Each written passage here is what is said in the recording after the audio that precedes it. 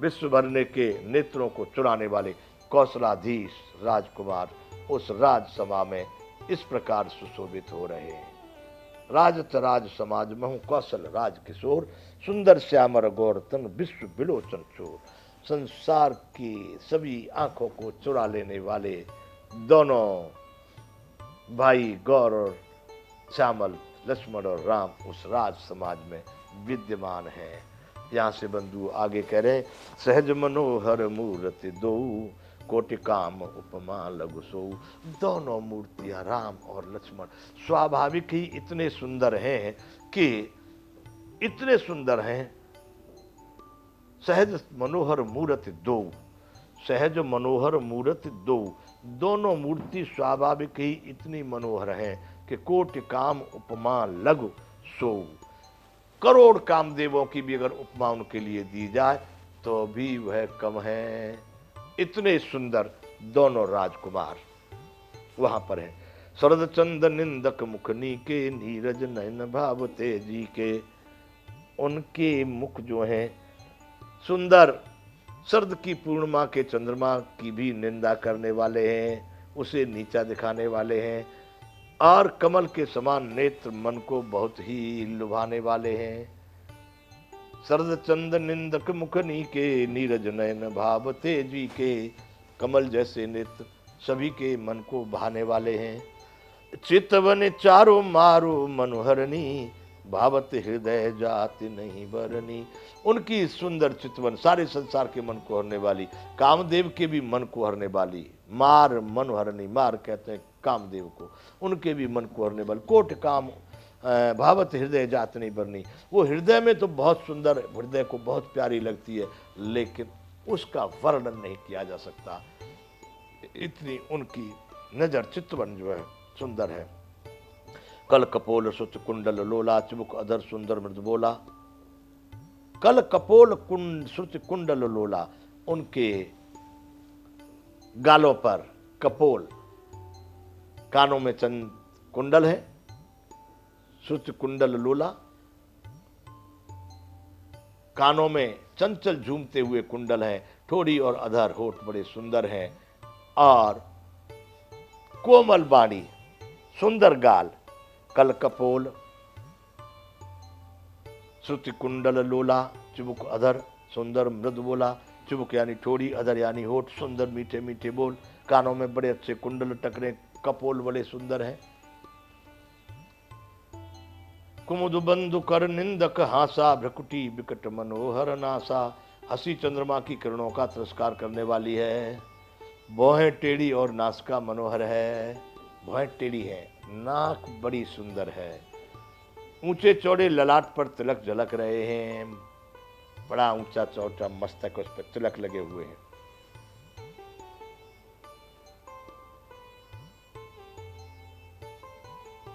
कुमुद बंधु कर निंदक हासा, भ्रकुटी बाल विशाल तिलक झलकाई। कच बिलो के अल कवले अवल न जाई। बड़े ऊंचे माथों पर उनके तिलक शोभायमान हो रहे हैं। और कारे घुंघराले बालों को देखकर भौरों की पंक्तियां भी लजा जाती हैं। ऐसे घुंघराले घुंघराले बाल उनके सिर पर हैं, जिनको देख करके काले भौरों के झुंड भी लज्जावान हो जाते हैं। पीत चौतनी सिरन सुहाई, कुसुम कली बीच बीच बनाई। पीली चौकोनी टोपियां सिरों पर हैं, शोभित है। पीत चौतनी, इसका वर्णन पहले भी आ चुका, जब जनकपुर में भ्रमण करने गए तब।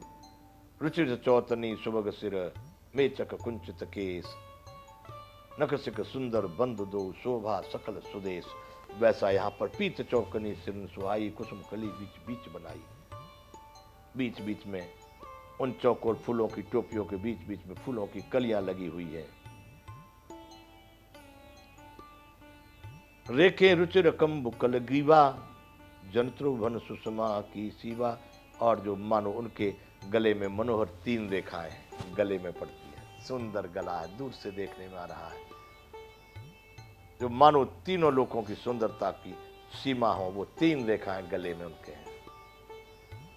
कितना सुंदर रूप का वर्णन यहाँ पर किया है गोस्वामी जी।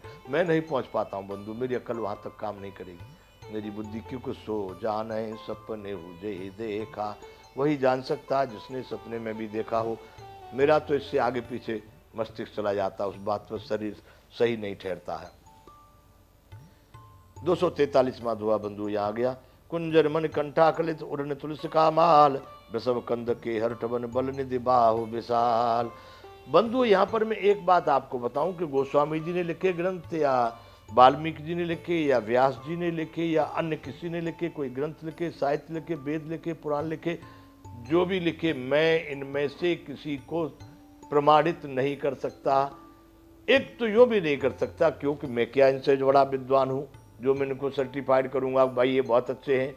प्रमाणित तो वो कर सकते जो उससे ऊंचे ज्ञानी हो, और मैं ऐसे भी नहीं प्रमाणित कर सकता क्योंकि किसने लिखे, किस समय लिखे, किस काल में लिखे, किस आवश्यकता से लिखे, किस विचार से लिखे, वो अब सही है कि नहीं, इस समय वर्तमान में बिल्कुल फिट होगा कि नहीं, उस समय क्यों लिखे, उन्होंने उस समय पर लिखे, वो बात मैं यहाँ पर बता रहा हूँ। मेरा मन भी कभी कभी ये तो कहता है कि जो भी ग्रंथ लिखे तो लिखने वाले ने कुछ अपने विचार, क्योंकि राम के समय में इनमें से लिखने वालों में से कोई नहीं था। वाल्मीकि जी ने जो लिखा है मैं उस बात को नहीं प्रमाणित करता।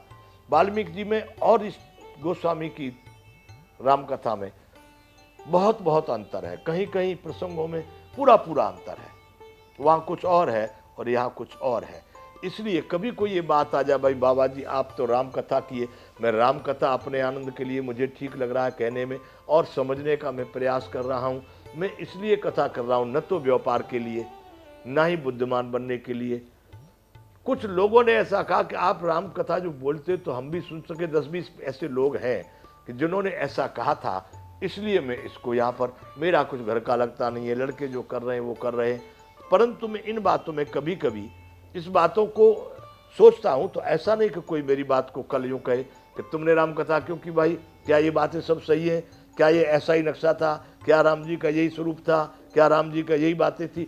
मैं इसको किसी को प्रमाणित नहीं करता, लेकिन मैं राम को राम के जीवन चरित्र को जैसा सुना देखा समझाऊं तो उसमें उच्च कोटि का जीवन में विश्व में सबसे मानता हूं, इसलिए मैं राम की कथा को समझने का भी प्रयास कर रहा हूं।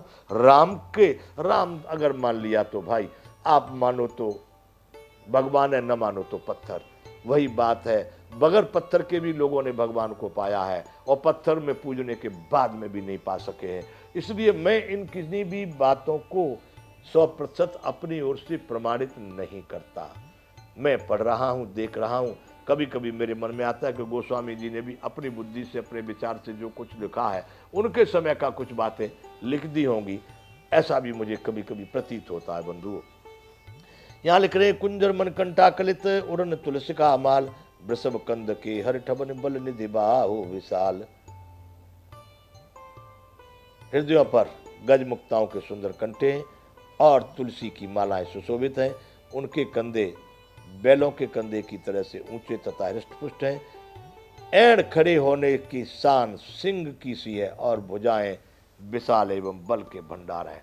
खड़ा होना उनका एकदम शेर की तरह से पूरे स्वाभिमान के साथ, विशाल भुजाएं, इस तरह का उनका सारा स्वरूप इसमें वर्णन किया है। इस तरह से राम जी वहां पर पहुंचे, इस स्वरूप में सब लोग देख रहे हैं, ये यहाँ पर गोस्वामी जी ने वर्णन किया है। कटितु नीर पीठ पट बांधे, कर सर धनुष बाम कर कांधे। कमर में पीले वस्त्र के, तुनीर यानी पीत पट बांधे, पीले वस्त्र हैं और उसमें तरकस बांधे हुए तुनीर, और उनके हाथों में धनुष और बाम है, बाम कर कांधे, कर सर धनुष बाम कर कांधे, उनके हाथों में बाण और बाएं सुंदर कंधों पर धनुष तथा पीले यज्ञोपवीत, पीत यज्ञ उपवीत सुहाए, नखसिक मंजू महाछ बिछाए। यज्ञोपवीत यानी जनेऊ सुशोभित हैं, नख से लेकर शिखा तक सब अंग सुंदर हैं, उन पर महान शोभा छाई हुई है।